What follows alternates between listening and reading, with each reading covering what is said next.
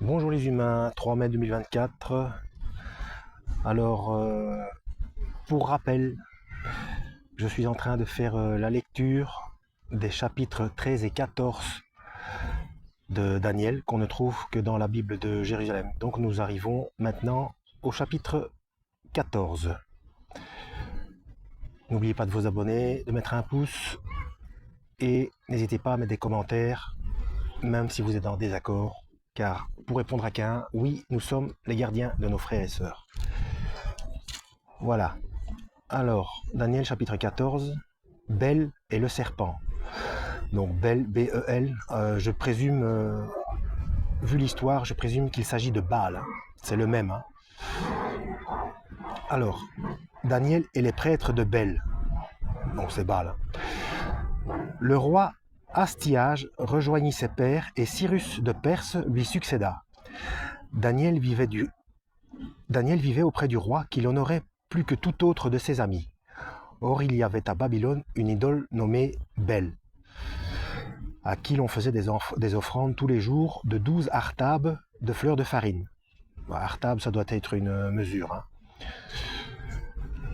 De 40 brebis et de 6 mesures de vin. Le roi vénérait l'idole et allait tous les jours l'adorer. Daniel, lui, adorait son Dieu. Aussi le roi lui dit-il, « Pourquoi n'adores-tu pas Bel ?» Il répondit, « Je n'adore point d'idole faite de main d'homme, mais seulement le Dieu vivant qui a fait le ciel et la terre, qui a puissance sur toute chair. » Alors le roi dit, « Tu crois donc que Bel n'est pas un Dieu vivant? Tu ne vois donc pas tout ce qu'il mange et boit tous les jours ?» Daniel se mit à rire. « Ne t'y trompe pas, dit-il au roi. Au-dedans, c'est de l'argile, au dehors du cuivre, et ça n'a jamais mangé ni bu. Ça n'a jamais rien mangé ni bu. » Le roi se mit en colère. Il fit venir ses prêtres et leur dit, « Si vous ne me dites pas qui consomme cette nourriture, vous mourrez.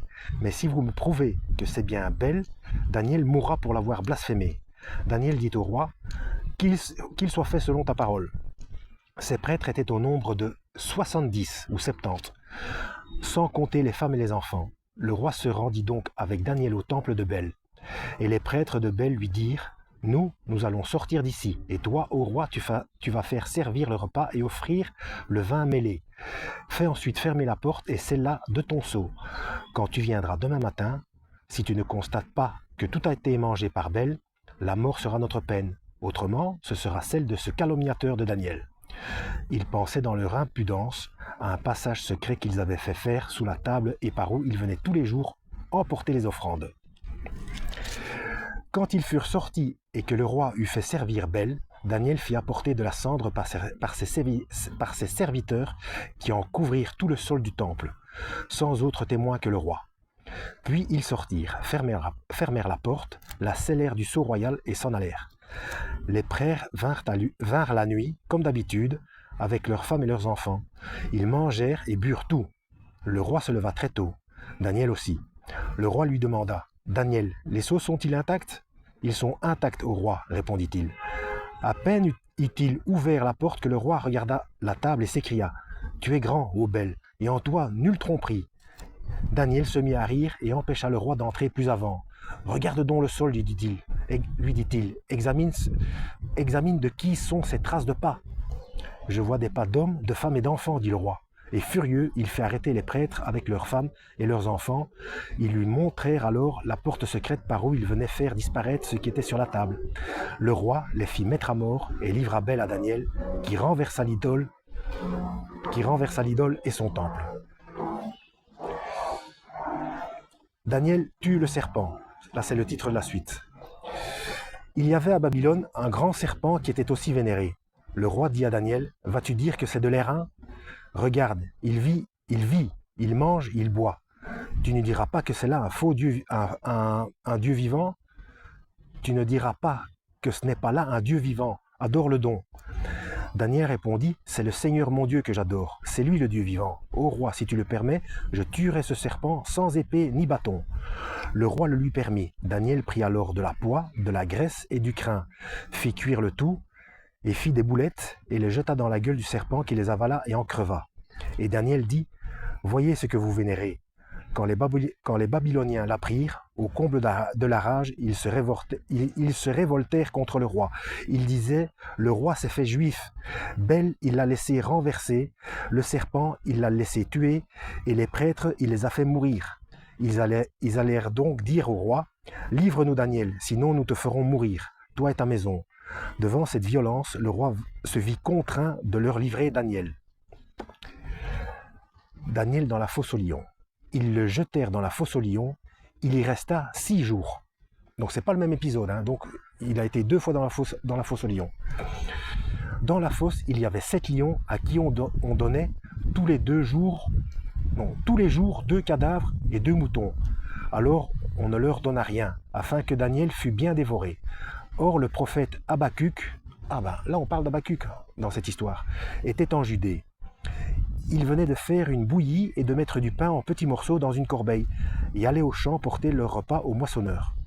L'ange du Seigneur lui dit, « Porte le repas que tu as à Babylone à Daniel dans la fosse aux lions. » « Seigneur, répondit Habacuc, je n'ai jamais vu Babylone et je ne connais pas cette fosse. » L'ange du Seigneur lui saisit la tête et l'emporta par les cheveux jusqu'à Babylone, où il le posa sur le bord de la fosse, dans l'impétuosité de son souffle. Habacuc cria, « Daniel, Daniel, prends le repas que Dieu t'a envoyé. » Et Daniel dit, « Tu t'es souvenu de moi, ô mon Dieu, et tu n'as pas abandonné ceux qui t'aiment. » Il se leva et mangea, tandis que l'ange de Dieu remettait aussitôt Habacuc en son pays. Le 7e jour, le roi vint pleurer Daniel. Il vint à la fosse et y regarda, et voici que Daniel y était assis tranquillement. Alors il s'écria, « Tu es grand Seigneur, Dieu de Daniel, et il n'est d'autre Dieu que toi. » Puis il fit sortir Daniel de la fosse, et fit jeter ceux qui avaient voulu le perdre, lesquels furent aussitôt dévorés devant lui. Voilà, fin du chapitre 14.